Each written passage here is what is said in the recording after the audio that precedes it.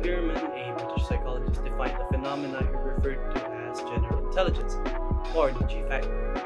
He concluded that intelligence is a general cognitive capacity that can be calculated and numerically represented. Louis L. Thurstone, another psychologist, proposed a different theory of intelligence.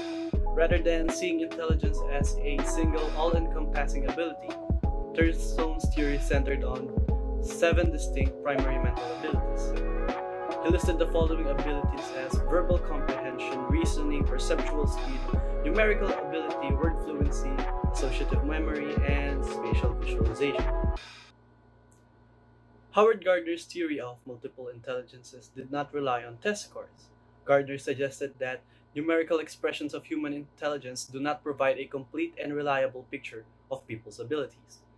His theory identifies 8 distinct intelligences based on skills and abilities valued in various cultures.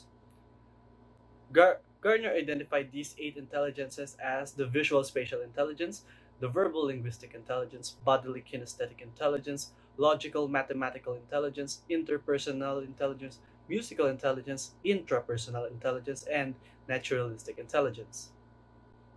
Psychologist Robert Sternberg says intelligence is more than a single general skill.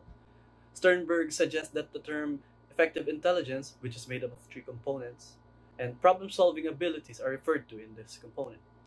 Creative intelligence is the ability to cope with new circumstances by drawing on previous experiences and current skills. The capacity to adapt to a changing world is referred to as practical intelligence. Guilford's structure of intellect, or the SI theory, views intelligence as a set of operations, contents, and goods. There are 5 types of operations: cognition, memory, divergent output, conversion, production, and evaluation. 6 types of items: units, groups, relations, structures, and transformations and implications. And 5 types of contents: visual, auditory, symbolic, semantic, and behavioral.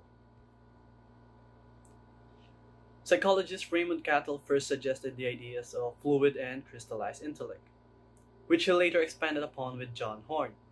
And according to the Cattell-Horn theory of fluid and crystallized intelligence, intelligence is made up of a variety of abilities that combine and collaborate to generate overall individual intelligence.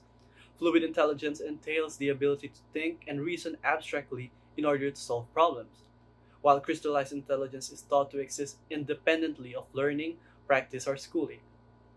In daily life, both forms of intelligence are equally essential, but certain learning functions can be learned exclusively through the use of either form of intelligence.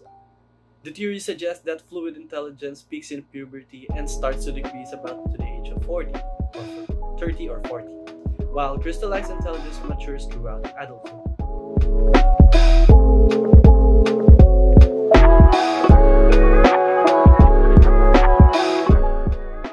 Everyone has varying levels of intelligence.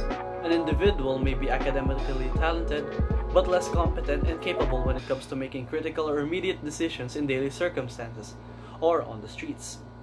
He is what we would call book smart.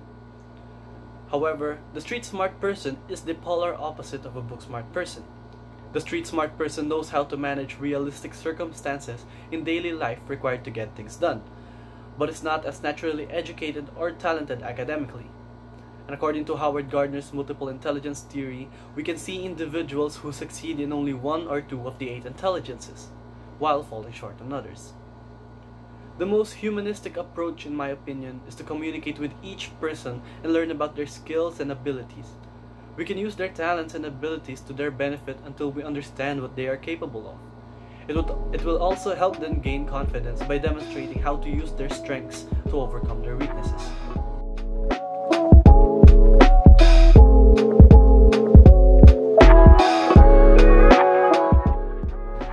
There are many ways in which various forms of intelligence may contribute and assist you in achieving your goals. Different types of people with varying levels of intelligence can provide you with a required perspective to complete the mission. People with intrapersonal intelligence can struggle in traditional 9-to-5 jobs, but excel as social workers. Individuals who are book smart may achieve success in the corporate world, but this does not preclude them from surviving on the streets. People who are considered street smart may find ways to become wealthy on their own, but this does not prevent them from being doctors or lawyers. Intelligence is a complex and dynamic concept. Everyone can have it and lose it. This is why labeling each individual as having a specific form of intelligence is futile.